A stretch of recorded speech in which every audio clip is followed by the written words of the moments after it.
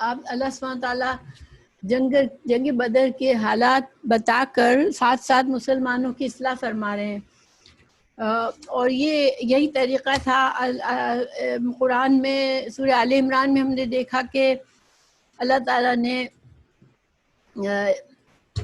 جنگ احد کے حالات بتائے، اور پھر ساتھ ساتھ جہاں جہاں مسلمانوں سے کوتاہی ہو گئی، مسٹیک ہوئی، ان کی اصلاح فرمائی، اور جہاں جہاں ان کو اللہ تعالیٰ نے خاص مدد فرمائی اس کا بتایا۔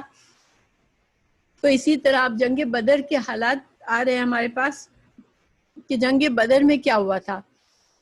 اور دیکھیں یہ بہت ہی ایک عظیم طریقہ ہے کہ انسان جب کسی آزمائش سے گزرتا ہے اور اس کو لگتا ہے کہ اس کو کامیابی ہوتی ہے، ناکامی ہوتی ہے، لیکن اگر اس کو کوئی بتائے سارے پوائنٹس کہ تم نے یہاں پر اچھا کیا، یہاں پر صحیح نہیں کیا، یہاں پر تمہاری مسٹیک ہو گئی، تو وہ معاملہ اس وقت جو ہوتا ہے صحیح وقت ہوتا ہے جب انسان جو ہے وہ سمجھ سکتا ہے کہ وعلیکم السلام ورحمۃ اللہ عزیز، یہ وقت ہوتا ہے جب انسان کو صحیح سمجھ آتی ہے، واقعات سامنے ہیں، اس کے نتائج سامنے آ رہے ہیں، تو یہ وقت ہوتا ہے بیسٹ جب انسان کو سمجھ آتی ہے، تو اس سے انسان کی ٹریننگ ہوتی ہے، ٹھیک ہے۔ اور جیسا کہ ہم جانتے ہیں کہ صحابہ کرام کی ٹریننگ اتنی عمدہ ہوئی تھی کہ بعد میں انہوں نے کئی بڑی بڑی جنگیں لڑیں، اور جو اس وقت کے سپر پاور سے ان کا مقابلہ ہوا۔ تو یہ اللہ سبحانہ تعالیٰ کا یہ جو طریقہ کیا اللہ سبحانہ تعالیٰ نے کہ ہر جنگ کے واقعات کو آپ دیکھتے ہیں کہ دیکھیں ایک ایک چیز کا ذکر فرما رہے ہیں اللہ سبحانہ تعالیٰ کہ اس وقت یہ ہو رہا تھا، اس وقت یہ ہو رہا تھا، اور ساتھ ساتھ اللہ سبحانہ تعالیٰ کی طرف سے کیا احکامات جاری ہو رہے تھے۔ وعلیکم السلام نسرین۔ تو یہ جو ہے نا یہ ایک طرح سے ہم یہ کہہ سکتے ہیں کہ آنکھوں دیکھا حال ہو رہا ہے، اور اس میں ساتھ ساتھ اللہ سبحانہ تعالیٰ کہیں مسلمانوں کی کوئی کوتاہی ہے تو اس کی نشاندہی فرماتے ہیں، اور کہیں مسلمانوں کی تعریف کی ضرورت ہے کہ انہوں نے صحیح کام کیا اپنی طرف سے، تو اس کا اظہار ہو رہا ہے۔ تو یہ بہترین ایک طریقہ ہے انسان کی ٹریننگ کے لیے اور انسان کے تزکیہ کے لیے۔ تو پیچھے سے ہم نے دیکھا کہ اللہ سبحانہ تعالیٰ نے شروع میں جو مال غنیمت کے بارے میں بتایا مومنوں کے کہ آپ جو جھگڑا ہوا مومنوں میں، اختلافات رائے ہوئی، تو اللہ سبحانہ تعالیٰ نے اس کو پسند نہیں فرمایا کہ مال کی خاطر مومنوں میں اختلاف نہیں ہونا چاہیے تھا، اور مومن جو ہے وہ ایک دوسرے پر اپنی جان مال کو ایسے ہی سمجھتا ہے جیسے اپنے بھائی کے ساتھ معاملہ کر رہا ہے۔ تو پھر اللہ سبحانہ تعالیٰ نے بدر کے واقعات بتانے شروع کیے کہ کس طرح سے بدر کی جنگ شروع ہوئی۔ تو اور جیسا کہ ہم جانتے ہیں کہ بدر کی جنگ جو تھی وہ مسلمانوں کی تیاری نہیں تھی، مسلمان جنگ کی نیت سے نہیں گئے تھے، گھر سے نہ تیاری سے گئے تھے، ایک اچانک سے معاملہ ایسا ہوا کہ جنگ کے میدان میں پہنچ گئے اور سامنے سے اتنا بڑا لشکر آ رہا ہے، تو یہ اور لشکر بھی 3 گنا سے زیادہ بڑا اور زیادہ ہر طرح سے تیاری کے ساتھ آیا ہے۔ تو یہ اس وقت مسلمان جو تھے وہ ایک مٹھی پر مسلمانوں کے لیے بہت بڑی آزمائش تھی، اور اس وقت ان کا ایمان ہی تھا جس نے ان کو جنگ کے میدان سے بھاگنے سے روکا، ورنہ یہ ہو سکتا تھا نا کہ اگر کچھ صحابہ کہتے ہم لڑیں گے اور کچھ کہتے ہم نہیں لڑیں گے اور وہ میدان چھوڑ کے چلے جاتے، مگر میدان چھوڑ کے کوئی بھی نہیں گیا تھا۔ تو یہ ان کی بہت بڑی بڑائی تھی، بڑا ایمان کی قوت تھی ان کی کہ موت سامنے کھڑی ہے۔ دیکھیے ہر انسان کو یہ تو نہیں پتا ہوتا نا کہ کیا کیا واقعات ہوں گے، کس طرح سے ہم کو اللہ سبحانہ تعالیٰ مدد کریں گے ہم سے۔ تو اس وقت سارے مسلمان آپ صلی اللہ علیہ وسلم کے ساتھ رہے، یہ ایک بہت بڑی بات تھی، ٹھیک ہے۔ ہم لوگ جو ہے 17 شروع کرنے والے ہیں، میں ابھی صرف تھوڑا سا آپ لوگوں کو اور مجھے اپنے آپ کو میں اس مقام پر لا رہی ہوں 17 آیت تک پہنچے کیسے ہم. تو اب ہم انشاءاللہ آج کی آیت کو پڑھتے ہیں اور اب مزید ابھی یہی سلسلہ چل رہا ہے. تو اب اللہ سبحانہ وتعالیٰ اس آیت میں بتا رہے ہیں مومنوں کو کہ تم جنگ کی جو اتنی بڑی کامیابی تھی تو یہ مت سمجھو کہ تم نے جنگ کر کے تم نے قتل کیا، تم نے مارا، تم نے دشمن کو ہرایا ہے. تو یہ اب اس روشنی میں انشاءاللہ ہم آگے پڑھتے ہیں. اعوذ باللہ من الشیطان الرجیم، بسم اللہ الرحمن الرحیم. فلم پس، لم نہیں، تو نہیں، تقتلوہم یہ کتنے الفاظ ہیں؟ تقتلوہم 3 ہے ماشاءاللہ. تقتلو جو ہے وہ تم نے، تقتلو جمع ہے، واو ہے یہاں پر. تقتلوہم تم نے ان کو نہیں قتل کیا. ولیکن اور لیکن، یہ واو جو ہے حالیہ ہے، ٹھیک ہے. اصل حال یہ ہے، اصل مطلب اصل بات یہ ہے، وہ حال اس وقت کیا تھا یہ بتا رہے ہیں کہ لیکن اصل میں کیا تھا کہ ولیکن اللہ نے قتلہم اللہ نے ان کو قتل کیا. تو اب مومنوں کو بتایا جا رہا ہے کہ تم اپنی دیکھیں مقصد کیا ہے یہ بتانے کا.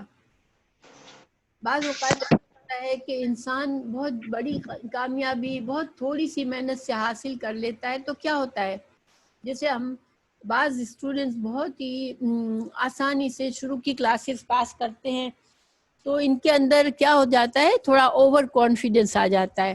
اور پھر کیا ہوتا ہے کہ اس اوور کانفیڈنس کی وجہ سے وہ بڑی کلاس میں آ کر اچھا نہیں کرتے. کیوں نہیں کرتے کہ ان کو یہ ہوتا ہے کہ مجھے تو محنت کرنی نہیں پڑتی ہے. تو بیچ میں پھر 1-8 سال ایسا آ جاتا ہے جس میں وہ تھوڑا اچھا نہیں کر سکتے. پھر ان کو ہوش آتا ہے کہ نہیں محنت کرنی پڑے گی مجھے. تو گویا کہ انسان جب ایزی کامیابی سے انسان کے اندر ایک سستی آ جاتی ہے، ایک فخر آ جاتا ہے، اوور کانفیڈنس آ جاتا ہے. وہ اپنی جب انسان ایک خوف میں ہوتا ہے تو جس طرح سے وہ اپنی تیاری کرتا ہے، لیکن اگر پہلے سے ہی بہت زیادہ کانفیڈنس ہے، اوور کانفیڈنس ہے، تو انسان اپنی تیاری میں کوتاہی کر لیتا ہے کہ نہیں مجھے تو میرے لیے یہ کوئی بڑی بات نہیں ہے. اس وجہ سے مومنوں کو سمجھایا جا رہا ہے کہ تم آئندہ بھی فخر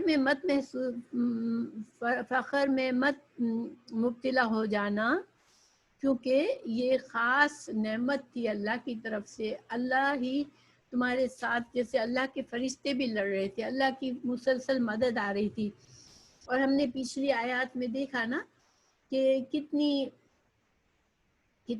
طرح سے اللہ نے مدد فرمایا. ان کو اونگ آ گئی تو یہ فریش ہو گئے، بارش آئی تو ان کی زمین مضبوط ہو گئی، اور ان کو بارش سے ان کے اندر تازگی اور آ گئی بالکل. پھر مزید پانی کا انتظام ہو گیا ان کا. اور ایسے بہت سی چیزیں ہم نے پڑھی کہ اللہ سبحانہ تعالیٰ نے ان کو کئی طرح سے ان کی مدد فرمائی، فرشتے بھیجے ان کے لیے، اور فرشتوں نے باقاعدہ جنگ کی. تو یہ سارے مدد اللہ کی طرف سے تھی. تو اب اللہ سبحانہ تعالیٰ ان کو بتا رہے ہیں کہ اللہ تعالیٰ کی مدد تھی.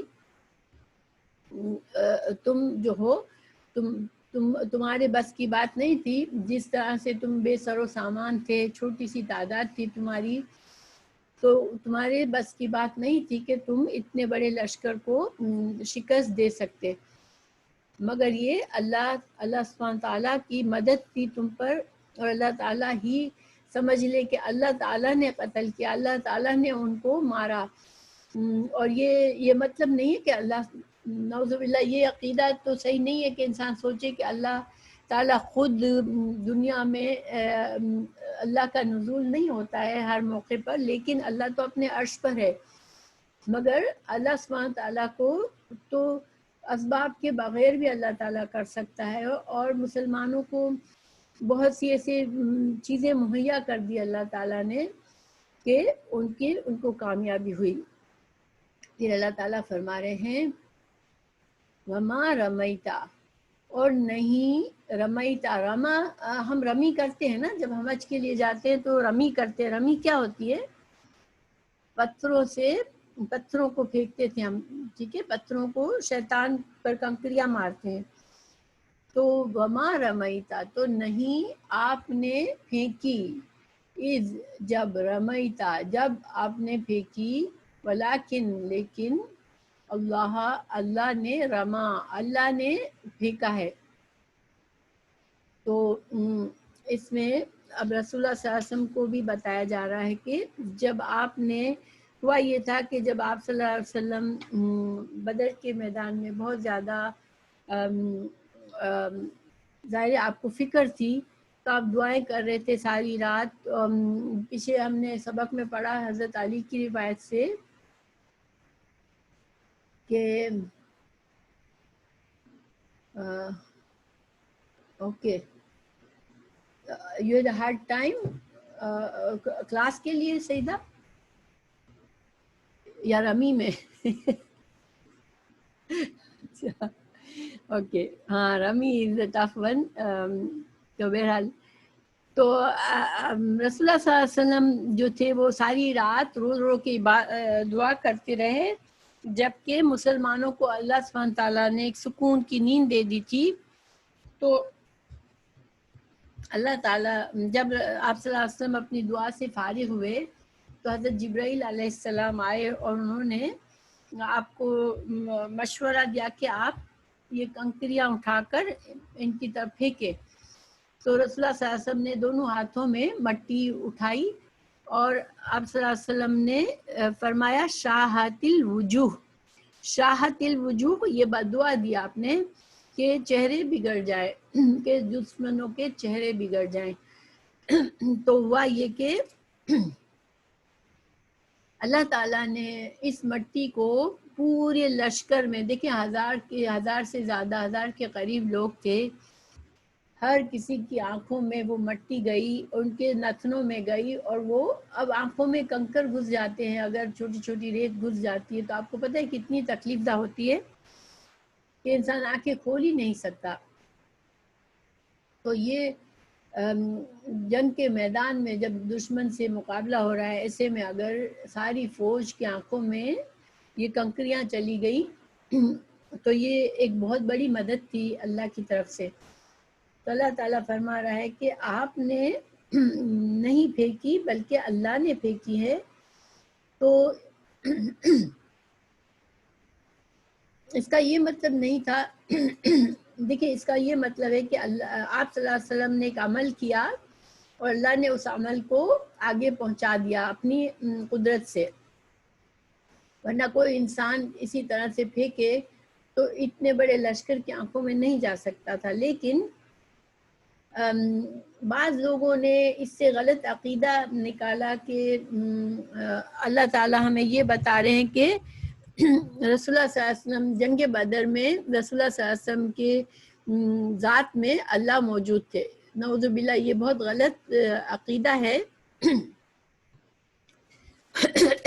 اور یہ عقیدہ وہ اس لیے نکال رہے ہیں کہ اللہ تعالیٰ نے فرمایا کہ اللہ نے پھینکی، آپ نے نہیں پھینکی۔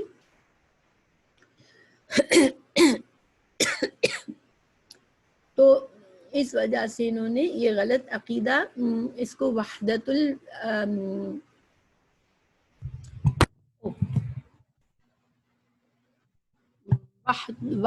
الوجود کا عقیدہ کہتے ہیں۔ یہ عقیدہ جو ہے یہ کچھ لوگوں کا عقیدہ یہ ہے کہ اللہ تعالیٰ حلول کر جاتا ہے اپنے بندوں کے اندر، اور یہ بہت غلط قسم کا عقیدہ ہے۔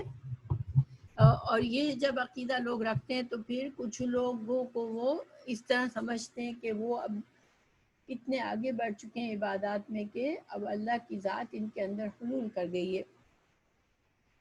تو یہ بہت غلط عقیدہ ہے، اور اللہ تعالیٰ محفوظ فرمائے ہمیں غلط عقائد سے. یہاں پر صرف مقصد یہ ہے کہ اللہ، ہم دیکھیں بعض اوقات ہم کو کیا کہا گیا ہے کہ ہم کوشش کریں، اللہ مدد کرتا ہے. تو بس یہی معاملہ تھا کہ رسول اللہ صلی اللہ علیہ وسلم نے ایک کوشش کی، ایک عمل کیا، اور اللہ تعالیٰ نے اس عمل کو مکمل کر دیا کہ ہر مشرک کی آنکھوں میں تک پہنچا دیا اس مٹی کو. پھر اللہ تعالیٰ فرما رہا ہے کہ اللہ تعالیٰ فرمائے وَلِيُبْلِيَ کتنے الفاظ ہیں؟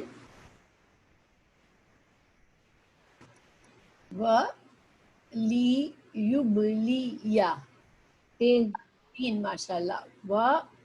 تو اور ہے، ٹھیک ہے، لیے یبلیا تاکہ آزما لے. بلا سے ہے، با لام حمزہ، بلا جو ہوتے ہیں آزمائش کو کہتے ہیں. تو تاکہ اللہ آزما لے المؤمنین مومنوں کو منہ اپنی طرف سے.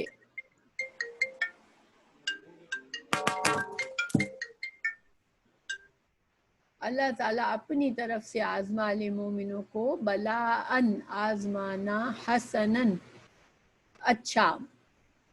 تو یہ مومنوں کی آزمائش اس میں کیوں تھی؟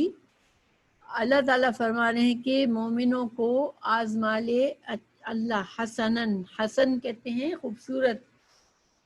تو دیکھیں چونکہ اللہ تعالیٰ کی طرف سے نعمتوں کا ذکر ہو رہا ہے نا، کہ اللہ تعالیٰ نے اس طرح سے مدد فرمائی، یہ کام کیا.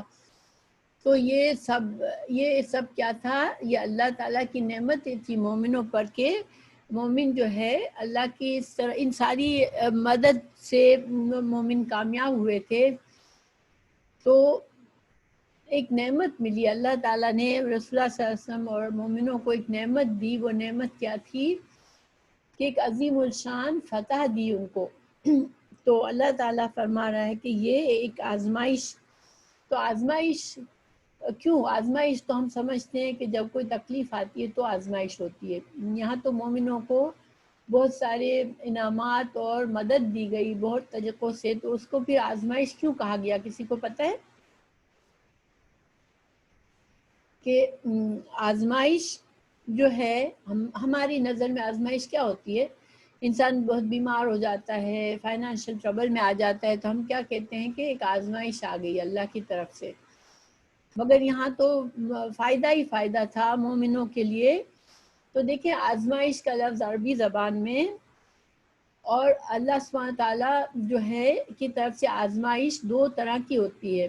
ایک نعمتیں دے کر اللہ آزماتا ہے، اور ایک کوئی تنگی یا پریشانی یا مشکل آ کے آزمائش ہوتی ہے. تو نعمت جب دے تو اس آزمائش میں انسان کیسے کامیاب ہو سکتا ہے؟ اللہ کی نعمتوں پر، ہاں اللہ کی نعمتوں پر انسان کو نعمت کو آزمائش سمجھے تو انسان کو کیا کرنا چاہیے کہ انسان اس نعمت سے شکر کرے. ماشاءاللہ انسان شکر کرے اور عاجزی کرے. ویری گڈ ماشاءاللہ. شکر اور عاجزی ریکوائرڈ. جیسے جب اللہ کی طرف سے نعمت آئے تو مومن کو کیا کرنا چاہیے؟ اللہ سے شکر کرنا چاہیے اور عاجزی کرنا چاہیے. کبھی بھی مومن اگر فخر میں آ جاتا ہے کہ اللہ نے بہت مال دیا مجھے، اللہ نے مجھے اچھی سمجھ دے دی، اچھی صلاحیتیں دے دی، تو اب میں فخر میں مبتلا ہو جاؤں. اللہ نے اچھی شکل دے دی تو اب میں تکبر کرنے لگوں. نہیں، وہ آزمائش میں ناکامی ہے. نعمت، ہر نعمت آزمائش ہے، اور ہر تنگی بھی آزمائش ہے. مگر جب نعمت ملے تو صبر، شکر، ہاں ماشاءاللہ، نعمت پر شکر کرنا اور عاجزی کرنا، اللہ کی طرف اس نعمت کو کا حوالہ اللہ کی طرف کرنا کہ اللہ نے مجھے یہ نعمت دے دی یہ نہ سوچے کہ میں تو بہت بڑی چیز ہوں، میں نے تو یہ کام کر لیا، یہ کر لیا. نہیں، اللہ کی طرف سے اللہ کی مدد آئی. شکر الحمدللہ کہ اللہ نے مجھے یہ توفیق دی، مجھ سے یہ کام کرا لیا اور مجھے یہ نعمت دی. یہ مومن کی کامیابی ہے. اسی طرح جب تکلیف آتی ہے، پریشانی آتی ہے تو مومن صبر کرتا ہے، اللہ پر توکل کرتا ہے کہ یہ وقتی بات ہے، اللہ کی طرف سے آزمائش ہے، اللہ تعالیٰ ہی اس آزمائش کو دور کر دے گا. تو اس میں شکایتیں نہیں کرتا، تو اس میں مومن کو اس آزمائش میں کامیابی حاصل ہوتی ہے. اور جب آزمائش میں کامیابی جب ہوتی ہے انسان کو تو بلند درجات ملتے ہیں، دنیا اور آخرت کے درجات ملتے ہیں، اللہ کی رضامندی حاصل ہوتی ہے. تو اسی وجہ سے اللہ تعالیٰ فرما رہے ہیں کہ یہ ساری نعمتیں اللہ نے اس لیے کی کہ تم کو آزما رہا ہے اللہ نعمت دے کر. اب مومنوں کو کیا کرنا ہے کہ مومنوں کے اندر بجائے فخر کے کہ وہ ہم نے تو اتنے بڑے لشکر کو مار دیا، یہ کرنے کے بجائے اللہ کا شکر کرے کہ اللہ کی مدد سے یہ سب کچھ ہو گیا. اور آئندہ کے لیے بھی اپنے آپ کو عاجز رکھے کہ انشاءاللہ جب بھی اللہ کی مرضی ہوگی تو مجھے کامیابی ہوگی. اپنی تیاری ضروری ہے. دیکھیں اپنی محنت، اپنی کوشش، اسی لیے رسول اللہ صلی اللہ علیہ وسلم کو کہا گیا کہ آپ مٹی اٹھا کے پھینکے، ورنہ حضرت جبرائیل علیہ السلام خود ہی مٹی اٹھا کر پھینک دیتے. نہیں، حضرت رسول اللہ صلی اللہ علیہ وسلم کو ایک کام کرنے کو کہا گیا اور پھر اس کام کے نتیجے میں اللہ نے اس مٹی کو پہنچا دیا. تو ہمیں بھی اپنے ہاتھ پر ہاتھ نہیں رکھنا. کوشش مومن ہر حال میں کرتا ہے اور توکل اللہ پر کرتا ہے. ٹھیک ہے، تو پھر آگے اللہ تعالیٰ فرما رہے ہیں ان اللہ، بے شک اللہ، سمیع سننے والا ہے، علیم جاننے والا ہے. میں نے آپ لوگوں سے کہا تھا کہ اللہ تعالیٰ کی صفات جب آیات کے اینڈ میں آتی ہے تو اس کا کنیکشن ہوتا ہے کہ جو ٹاپک چل رہا ہے اس سے کنیکشن ہوتا ہے. اب یہاں پر سمیع اور علیم کی صفت آئی ہے تو ہم کیا سمجھیں گے کہ دیکھیں مومنوں کے جو دعائیں تھی بدر سے پہلے مومن گھبرائے ہوئے تھے، رسول اللہ صلی اللہ علیہ وسلم دعائیں کر رہے تھے، تو اللہ سبحانہ تعالیٰ دعاؤں کو سننے والا ہے اور علیم، اور اللہ سبحانہ تعالیٰ دلوں کا حال جاننے والا ہے کہ سب کے دل میں یہ تھا، بہت سے لوگوں کے دلوں میں کہ ہم کیسے مقابلہ کریں گے، کیا ہوگا ہمارا. تو اللہ سبحانہ تعالیٰ سمیع ہے اور علیم ہے. اور اللہ سبحانہ تعالیٰ مومنوں کو کبھی بھی، اگر مومن اللہ کے لیے کوئی کام کر رہا ہے تو اللہ اس کو کبھی بھی ڈاؤن نہیں کرتا. تو وقتی طور پر بظاہر بعض اوقات ایسا لگتا ہے کہ میری کوشش ضائع ہو رہی ہے، مجھے پریشانی ہو رہی ہے، لیکن وہ بھی ایک آزمائش ہوتی ہے اور یہ بھی ایک موقع ہوتا ہے مومن کے لیے کہ اللہ کی طرف پلٹے اور دعا کرے. دیکھیں ابھی ہم لوگوں کو اتنی دیر تک وائس کا پرابلم ہوا الحمدللہ. تو یہ ایک اچھے کام میں ایسی آزمائش آتی ہے نا، اور اس سے فرسٹریشن بھی ہوتا ہے، تھک بھی جاتا ہے انسان کہ کیوں نہیں مسئلہ حل ہو رہا. لیکن الحمدللہ علی کل حال مومن اللہ پر توکل کرتا ہے کہ انشاءاللہ اللہ جو چاہے گا اللہ کر سکتا ہے، اور اللہ سبحانہ تعالیٰ مدد کر دیتا ہے جب ہم مانگتے ہیں تو. اچھا، اب اگلی آیت ہے ذالکم، یہ بات، وَأَنَّ اللَّهَ، اور بے شک اللہ تعالیٰ، موہن، کمزور کرنے والا ہے، کئی دل کافرین، کافروں کی چال کو اللہ کمزور کرنے والا ہے. تو دیکھیں ذالک کا کیا ہوتا ہے، کسی کو پتہ ہے؟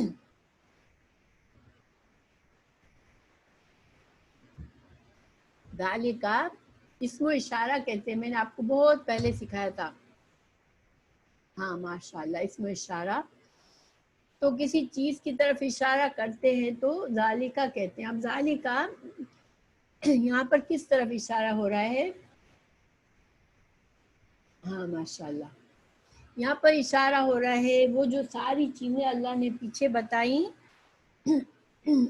کہ کس کس طرح سے اللہ سبحانہ تعالیٰ نے مومنوں کی مدد فرمائی کہ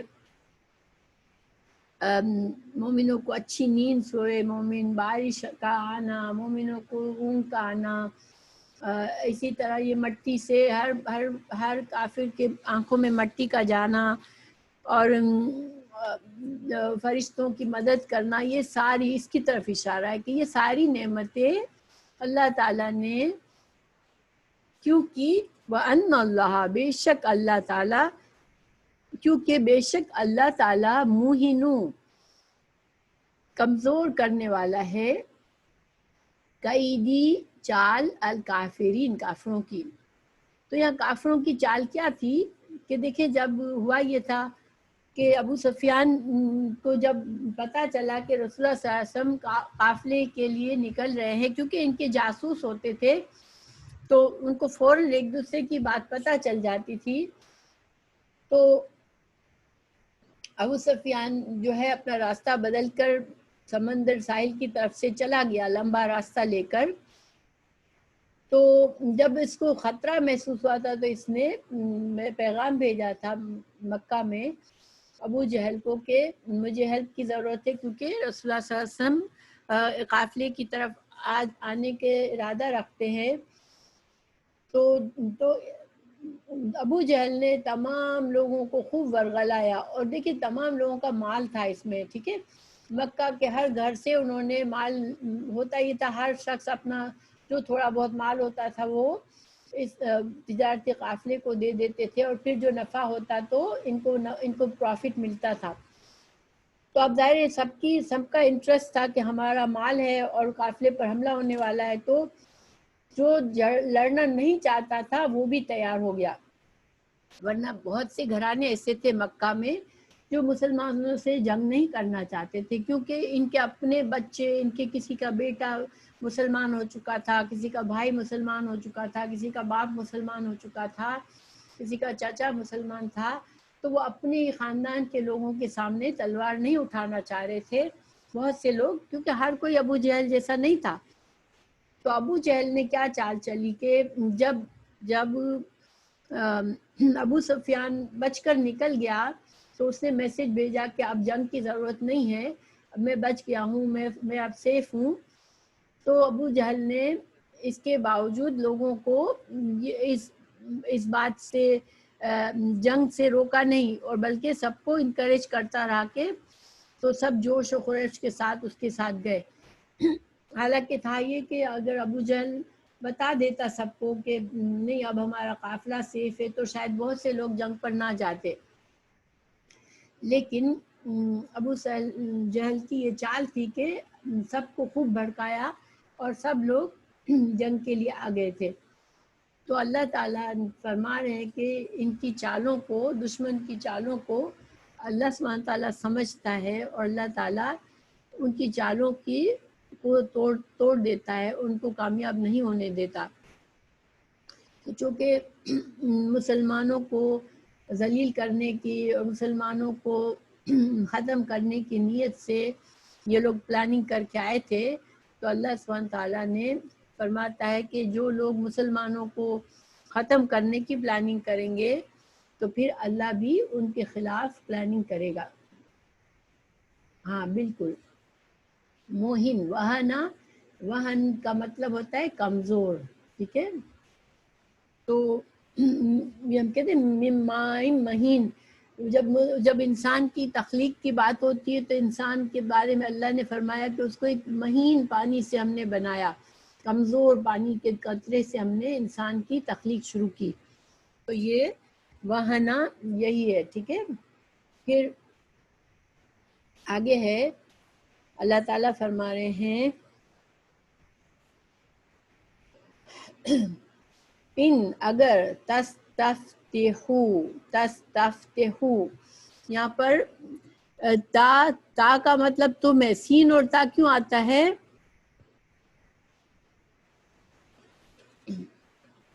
مضارع میں سین اور تا کیوں آتا ہے؟ نہیں، خالی سین فیوچر کا ہوتا ہے، سین اور تا استسقا چاہنا، ہاں ماشاء اللہ، طلب. تو جب تم طلب کر رہے تھے فتح، فتح یعنی فیصلہ، فتح کا مطلب فیصلہ بھی ہوتا ہے، ٹھیک ہے. جب اور فتح، جنگ میں فتح کو فتح کیوں کہتے ہیں؟ کہ ہار جیت کا فیصلہ ہو جاتا ہے. تو اللہ تعالیٰ فرما رہے ہیں کہ جب تم فیصلہ چاہ رہے تھے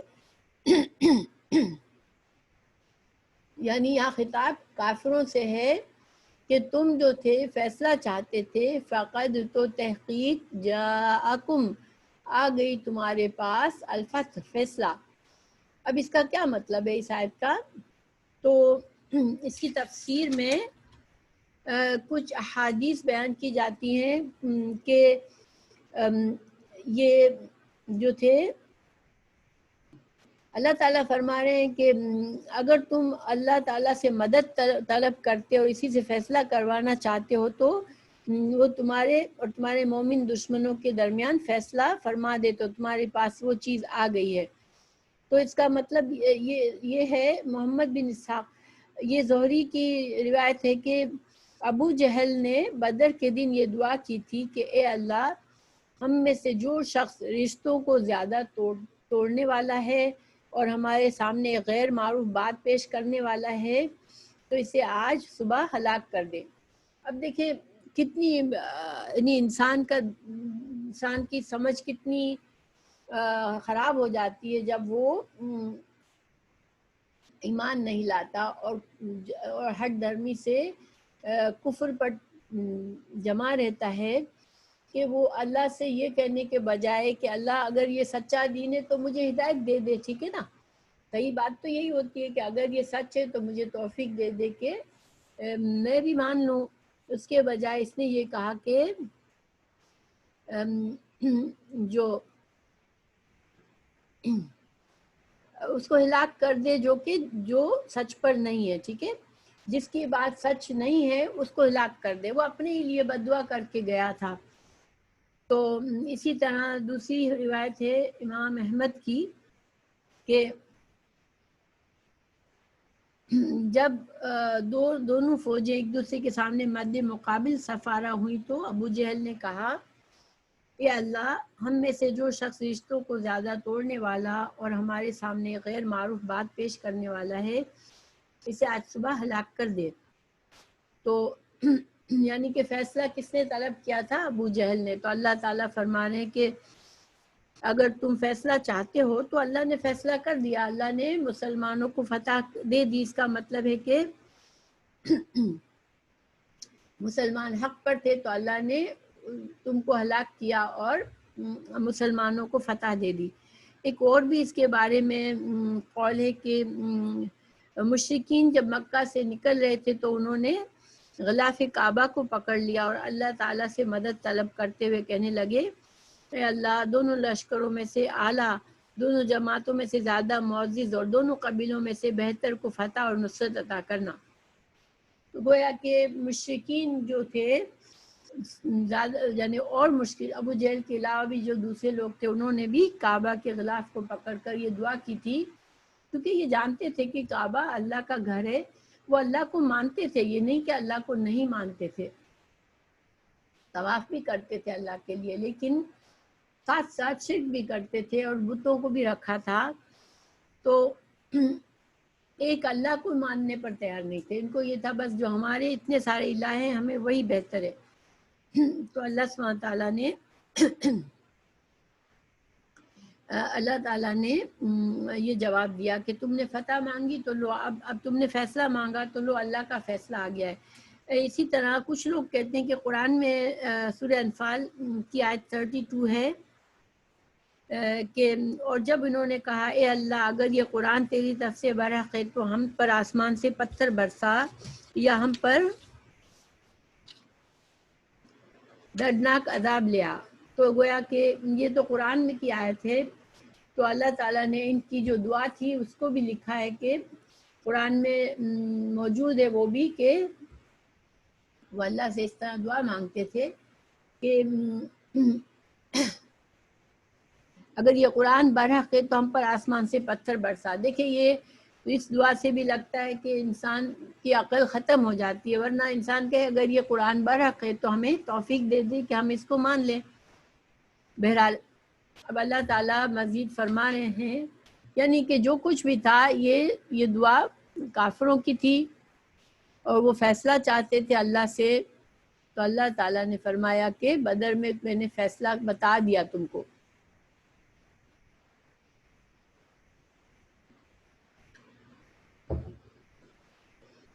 آگے اللہ تعالیٰ فرما رہے ہیں وَإِن، اور اگر تعودو تم لوٹو گے، عود کا مطلب ہوتا ہے شاید اردو میں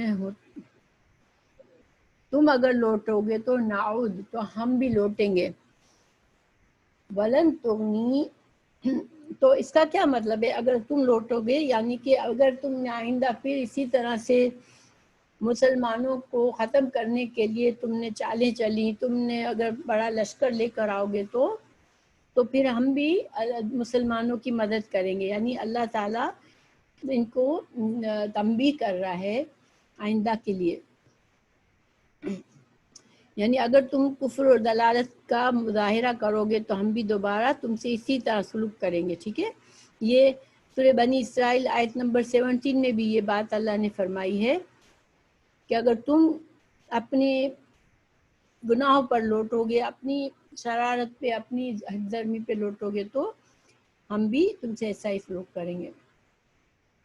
وَلَن تُغْنِي، اور نہیں ہرگز نہیں تم کو کام آئے گا، انکم تم سے، فئتکم تمہاری بڑا گروہ ہوگا تو اس سے تمہیں کوئی فائدہ نہیں ہوگا، شیئن ولو، اور اگر چاہ کثرت تمہاری کثرت بہت زیادہ بھی ہوگی تو اب بھی تم کو اللہ کے مقابلے میں تم کچھ بھی نہیں کر سکتے۔ وَإِنَّ اللَّهَ، بے شک اللہ تعالیٰ، مع المؤمنین، بے شک اللہ تعالیٰ مومنوں کے ساتھ ہے، تو تمہاری تعداد جو ہے وہ کوئی فائدہ نہیں دے گی۔ اب اگلی آیت ہے، دیکھیں ابھی تک تو سارے حالات بتائے اللہ تعالیٰ نے، اور مشرکین کو بھی تنبیہ کر دیا کہ اللہ ان کے ساتھ ہے، مسلمانوں کے ساتھ، تو تم کبھی بھی نہیں آگے بڑھ سکو گے، اس رسول اللہ صلی اللہ علیہ وسلم کے اس مشن کو تم ختم نہیں کر سکو گے۔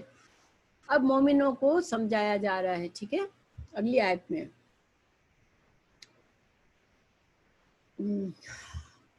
اگلی آیت کھولوں، یا ایھا الذین آمنوا، اے لوگوں جو ایمان لائے ہوں، اطیعوا اللہ، اطاعت کرو اللہ کی، ورسولہ، اور اس کے رسول کی، ولا تولوا، اور نہ تم منہ موڑو، عنہ، اس سے، وانتم تسمعون، اور تم سن رہے ہو۔ تو یہاں پر دیکھیے ہو ضمیر واحد ہے یا جمع ہے؟ عنہ،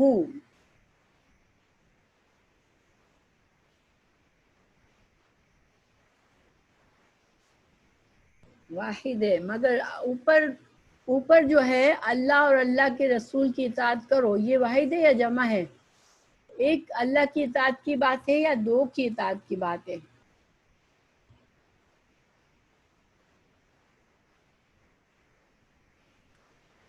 دو کی بات ہے۔ ہاں، تو اس کا مطلب ہے کہ یہاں پر جمع ہونا چاہیے، یہاں پر تثنیہ ہونا چاہیے نا، تولوا عنہما، لیکن یہاں عنہ آیا ہے، تو اس کا مطلب ہے کہ رسول اللہ صلی اللہ علیہ وسلم کی طرف جا رہی ہے یہ ضمیر، ٹھیک ہے، کہ رسول اللہ صلی اللہ علیہ وسلم سے منہ نہ پھیرو، آپ رسول اللہ صلی اللہ علیہ وسلم کے احکامات سے منہ نہ پھیرو، ٹھیک ہے، جو آپ صلی اللہ علیہ وسلم کہیں تم کو وہ کرو۔ اور دوسرا مطلب یہ لیا گیا کہ اللہ اور اللہ کے رسول کی اطاعت کی طرف جا رہی ہے، کہ اطاعت سے منہ نہ پھیرو، ٹھیک ہے، تو یہ دو معنی کیے گئے ہیں کہ اطاعت سے عنہ، نہ منہ پھیرو اطاعت سے، یعنی کہ اطاعت کس کی؟ اللہ اور اللہ کے رسول کی، اور دوسرا معنی یہ کیا گیا کہ رسول اللہ صلی اللہ علیہ وسلم کی اطاعت سے منہ نہ پھیرو۔ وانتم تسمعون، اور تم سن رہے ہو۔ تو اس آیت کو ذرا دیکھتے ہیں ہم۔ پہلی بات اس سے یہ مسئلہ ثابت ہوتا ہے کہ رسول اللہ صلی اللہ علیہ وسلم کی اطاعت جو ہے اصل میں اللہ ہی کی اطاعت ہے، ٹھیک ہے۔ اگر انسان رسول اللہ صلی اللہ علیہ وسلم کے فرمان کی پیروی کرتا ہے، رسول اللہ صلی اللہ علیہ وسلم سے کوئی حدیث میں حکم دے دیا، اس حکم کو مان لیتا ہے انسان، تو وہ انسان کیا کر رہا ہوتا ہے کہ اللہ ہی کی اطاعت کر رہا ہے، اللہ ہی کی بات مان رہا ہوتا ہے۔ دوسری بات،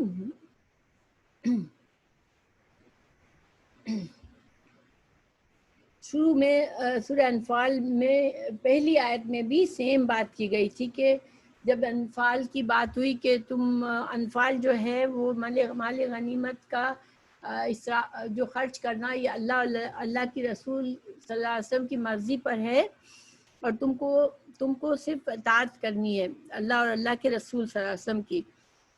تو اب یہاں پر ایک جنرل تمام اسلام کے شریعت میں اطاعت کا حکم دیا گیا ہے کہ اللہ اور اللہ کے رسول صلی اللہ علیہ وسلم کی اطاعت کرنی ہے، اور قرآن میں کئی جگہ پر رسول اللہ صلی اللہ علیہ وسلم کی اطاعت کو ایمان کا حصہ کہا گیا ہے، ٹھیک ہے۔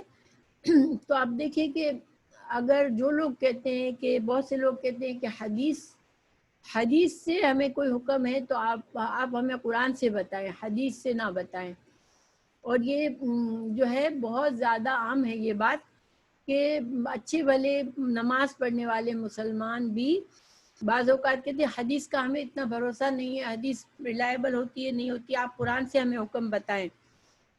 تو دیکھیں اصل یہ ہے کہ چاہے رسول اللہ صلی اللہ علیہ وسلم نے ہمیں کوئی حکم دیا، کوئی شریعت کا مسئلہ رسول اللہ صلی اللہ علیہ وسلم کی حدیث سے ثابت ہے کہ یہ کرو یہ نہیں کرو، یہ حلال ہے یہ حرام ہے، چاہے قرآن سے، ہمیں دونوں کو اسی طرح ماننا ہے، جیسے قرآن کو ماننا ہے ویسے ہی حدیث کو ماننا ہے۔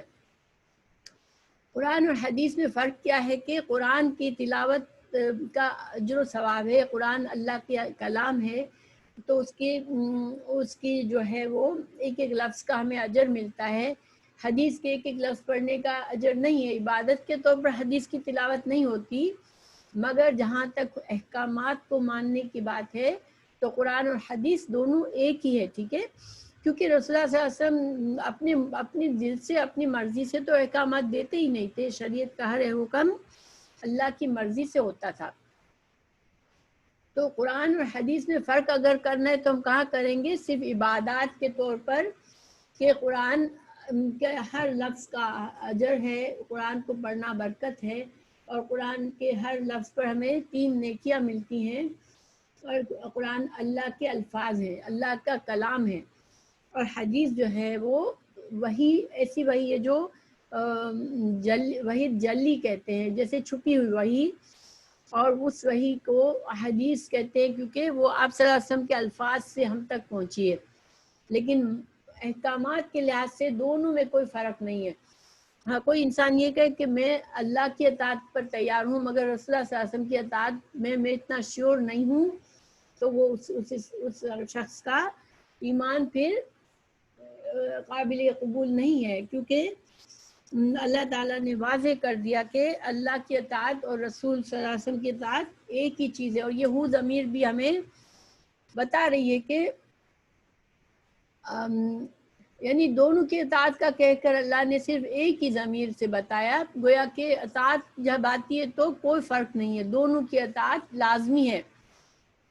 تو حدیث کے منکر جو لوگ ہیں یا حدیث میں شک پیدا کرتے ہیں تو وہ ان لوگوں کے ایمان میں کمزوری ہوتی ہے، ان کے عقیدے میں خرابی ہے۔ اور ایک دوسری مسئلہ یہ ثابت ہوتا ہے کہ حدیث جہاں قرآن کی اللہ نے حفاظت فرمائی ہے وہاں حدیث کی بھی اللہ ہی نے حفاظت فرمائی ہے، ورنہ دیکھیے اب 1400 سال کے بعد ہم مسلمان کہہ سکتے ہیں نا کہ حدیث تو ہمارے پاس حفاظت سے پہنچی نہیں تو ہم کہاں سے اس پر عمل کریں گے؟ تو اس لیے حدیث بھی اللہ نے اس کی بھی حفاظت کی اور ہمیں صحیح ملی ہے، حدیث بھی صحیح ملی ہے ہمیں، اور اللہ سبحانہ تعالیٰ نے اس کی بھی حفاظت کی ہے۔ تو یہ 2 مسئلے یہاں پر ثابت ہوتے ہیں، اور اللہ تعالیٰ ہمیں قرآن کو جس طرح ہم مانتے ہیں اسی طرح ہمیں حدیث کو ماننے کی توفیق دے۔ اور تیسرا مسئلہ یہ ثابت ہوتا ہے کہ قرآن اور حدیث کا دونوں کا علم سیکھنا ضروری ہے تاکہ ہم دین کو صحیح طرح سے سمجھ سکیں اور تاکہ ہم عمل کر سکیں. ویسے بھی دیکھیں نماز ہم کیسے پڑھیں، ہم روزہ کیسے رکھیں، ہم حج کیسے کریں، یہ ساری باتیں حدیث میں تفصیلات ہیں. قرآن میں ہر چیز کی تفصیل نہیں ہے، تو ہم حدیث پر شک کریں گے تو ہم کوئی بھی عبادت نہیں کر سکتے. پھر اللہ تعالیٰ فرما رہے ہیں کہ تم سن رہے ہو اور تم اطاعت سے منہ نہ پھیرو، تو اس کا مطلب ہے کہ تم جو ہو، یعنی رسول اللہ صلی اللہ علیہ وسلم صحابہ سے خطاب ہے کہ رسول اللہ صلی اللہ علیہ وسلم تم میں موجود ہے اور تم ان کے احکامات سن رہے ہو تو تم ان سے منہ نہ پھیرو. دوسری بات یہ کہ ہم قرآن اور حدیث کے علم اگر ہم تک پہنچتا ہے تو ہم اس سے منہ نہیں پھیر سکتے، کیونکہ اللہ ہم نے سن لیا تو ہم کو اطاعت ضروری ہے. دیکھیں جو دین کا علم ہمیں پتہ چل جاتا ہے کہ ہمیں یہ کرنا ہے، یہ نہیں کرنا، یہ چیز حلال ہے، یہ جائز ہے، یہ ناجائز ہے، پھر ہم اگر پرواہ نہیں کرتے تو پھر ہمارا ایمان کویسچنیبل ہے. تو پھر دوسری بات یہ کہ چونکہ اس وقت یہودی بھی سن رہے تھے قرآن کے نزول کے وقت اور مشرکین بھی سنتے تھے، تو ان سے بھی کہا جا رہا ہے کہ تم جو ہو وہ قرآن سن رہے ہو تو پھر اطاعت کرو. تو سورہ نساء کی آیت 80 میں ہے من یطیع الرسول فقد اطاع اللہ، جس نے رسول صلی اللہ علیہ وسلم کی اطاعت کی بس اس نے اللہ کی اطاعت کی.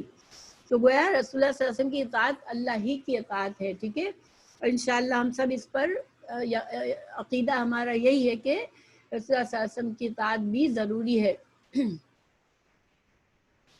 اور اب بس ایک آیت مختصر کر دیتی ہوں، اس آیت کو میں دوبارہ شاید نیکسٹ ویک لے کے چلوں گی کیونکہ ٹائم ہو چکا ہے. بہت بڑی ریکارڈنگ ہوتی ہے تو پھر پرابلم ہوتی ہے.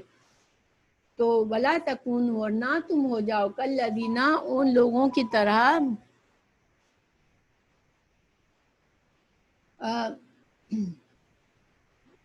قالوا، انہوں نے کہا سمعنا وہم لا یسمعون، وہ کہتے ہیں کہ ہم نے سنا لیکن وہ سنتے نہیں ہیں، اور وہ سنتے نہیں کا مطلب وہ عمل نہیں کرتے.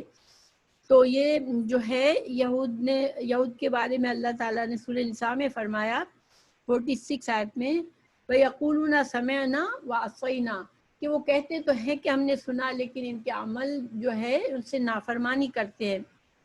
تو مسلمانوں کو یہاں تنبیہ دی گئی ہے کہ تم جو ہو دین کے باتیں سنتے ہو اور پھر تم عمل نہیں کرتے تو تم بھی پھر اسی طرح ہو کہ جو سنتا ہے مگر نافرمانی کرتا ہے. یعنی کہ یہود اور نصارہ نے جو کیا اور جو مشرکین کر رہے ہیں تو تم بھی پھر ان کی طرح کر رہے ہو اگر تم دین کے احکامات کو سن کر پھر عمل نہیں کرتے. تو اگلی آیت کا تعلق بالکل اسی سے ہے کہ ایسے لوگوں کو اللہ تعالیٰ نے جانور سے بھی بدتر کہا، لیکن انشاءاللہ ہم اگلی آیت نیکسٹ ویک کریں گے. ٹھیک ہے، تو یہ میں نے آیت نمبر 23 تک آپ کو سوالات دیے ہیں، تو آپ بے شک سوالات آیت 21 تک کر لیجئے گا نیکسٹ ویک کے لیے.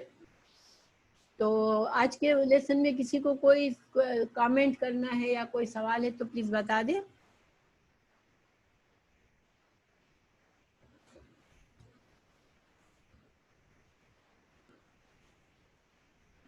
اچھا، آپ لوگ سب ماشاءاللہ صحیح ہیں.